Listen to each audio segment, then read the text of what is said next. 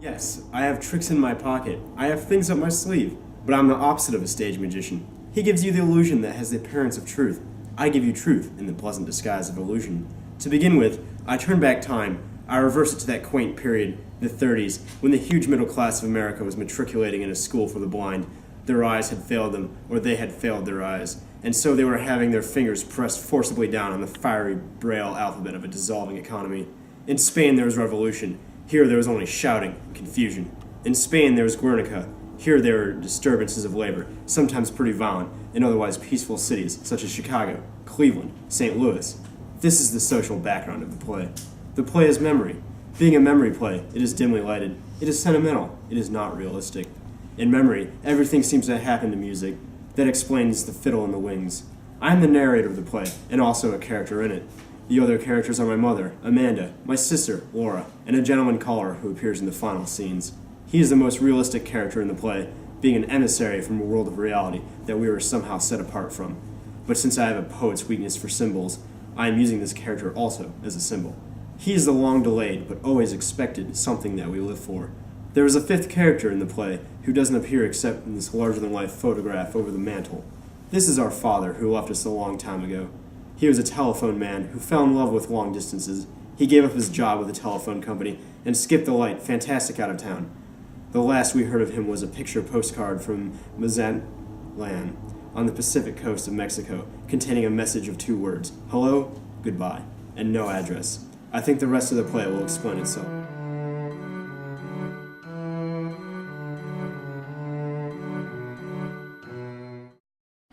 Tom? Yes, Mother? Oh, we can't say grace until you come to the table. Coming, Mother.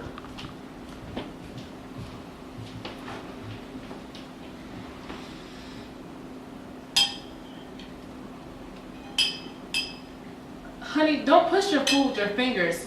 If you have to push, use the crust of the bread. And eat. Eat calmly.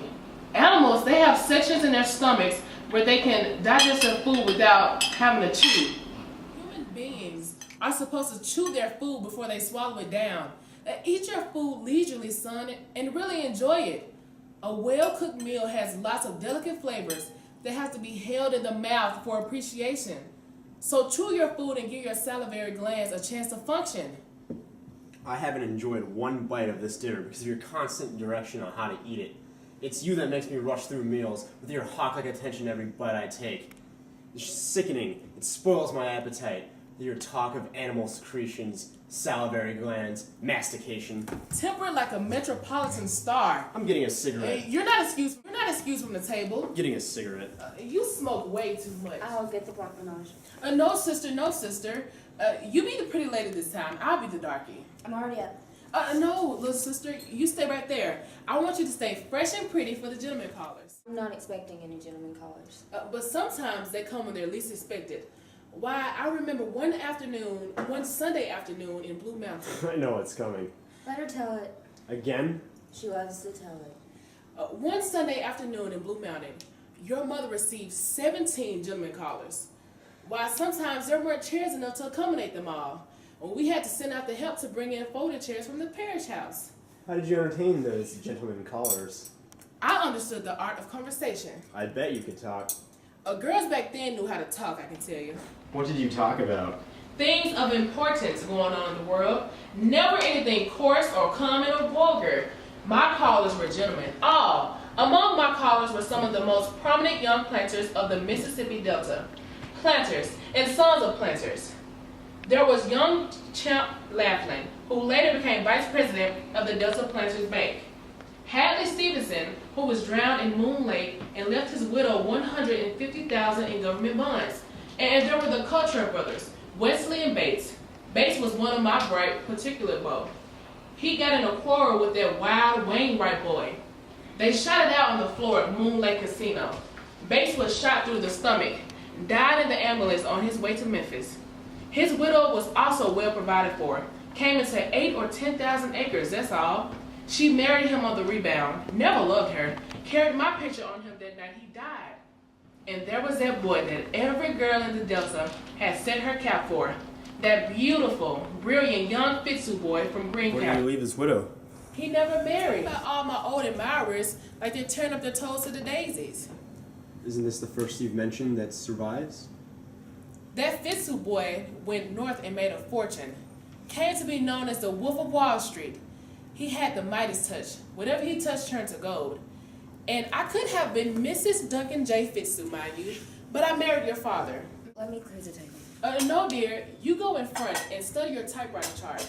Or practice your shorthand a little. Stay fresh and pretty.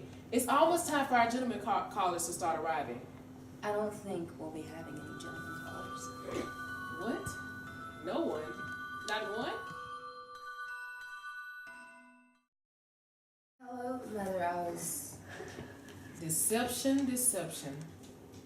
How's the DAR meeting?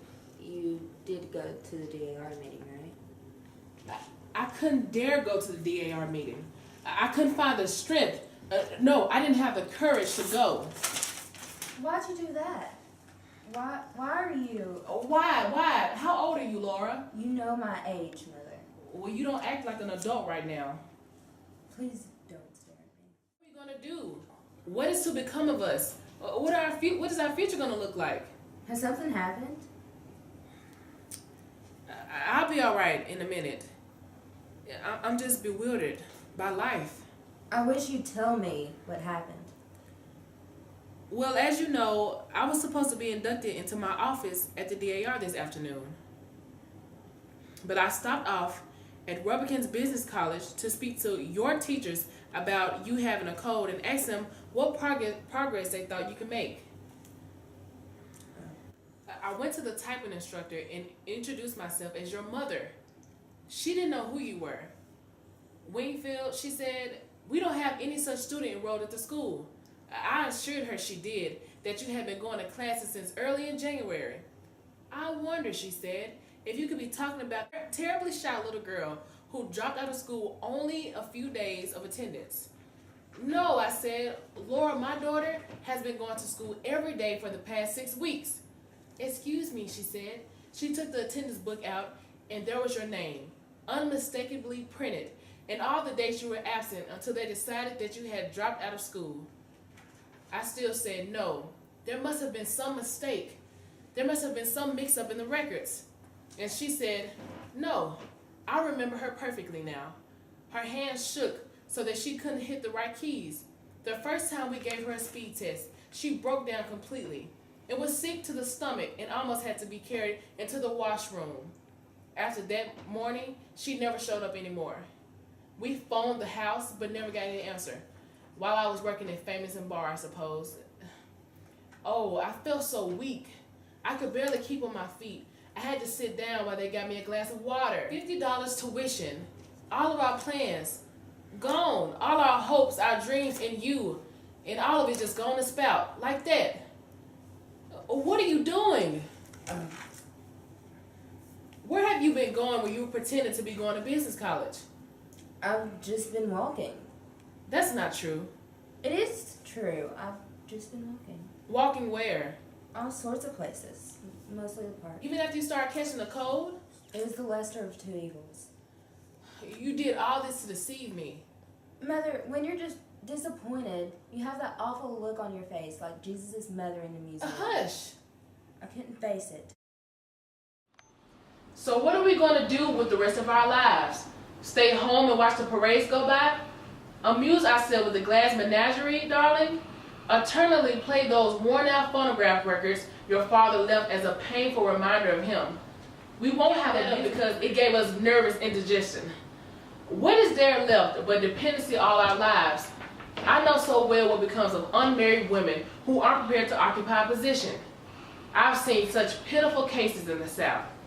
Barely tolerated spinsters living upon the grudging patronage of sister's husband or brother's wife, stuck away in some little mousetrap of a room, encouraged by one in-law to visit another.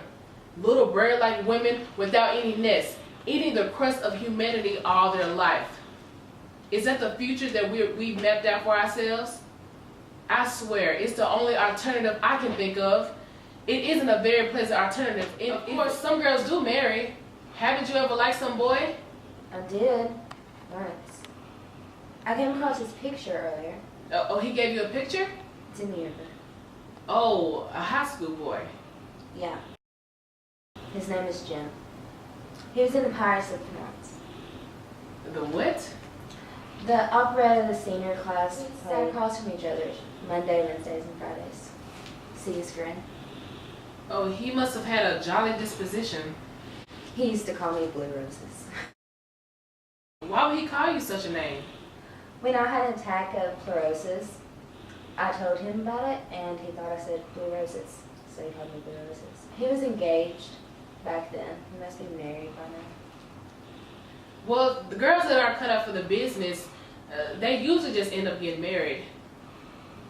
And I'm pretty sure, sister, that's what you'll have to do. But Mother, Yes? I'm crippled. Never say that. Never use that word, Laura. You're not crippled. You just have a little defect. When people have some slight disadvantage like that, they cultivate other things to make up for it. Develop charm and vivacity and charm. And that's all you have to do. That's what your father did.